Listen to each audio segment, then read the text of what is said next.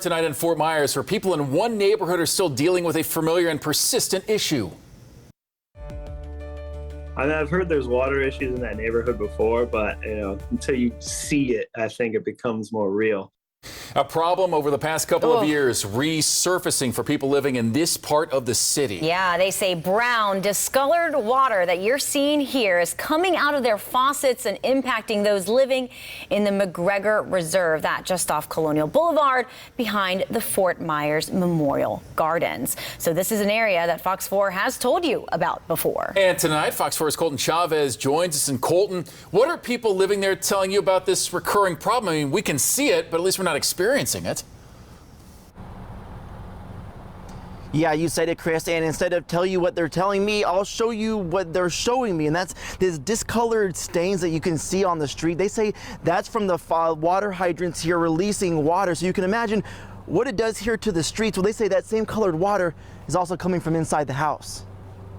We were trying to give our newborn a bath when it started spitting brown. So for new father Nelson Taylor, it was a close call after he says brown, discolored water started coming out of his bathtub and out of his sink inside his new home in McGregor Reserve. We got the precautionary water boil notice last night. The flyer knocked on our door and gave it to us. But I don't think precautionary was the correct use of language for that. McGregor Reserve, where Nelson lives, is just on the other side of this fence, but it's on this street where the city of Fort Myers says they had to fix a water valve. Now, regarding discolored water, as Nelson and dark stained water filters set up outside of their homes. Today, I reached out to the area city council member Fred Burson through email. I wanted to see if and over phone to ask about the reoccurring issue, but Burson has not gotten back to me yet. Mr. Kazemi, would you drink this water? It's a problem for people who live here that Fox 4 first told you about back in July of 2020, where since then, city officials' fix has been to flush out the area's water hydrants over and over. Well, the city water is already pretty expensive, so to be paying a higher price for water than I think in the county and then having to deal with this, it's frustrating.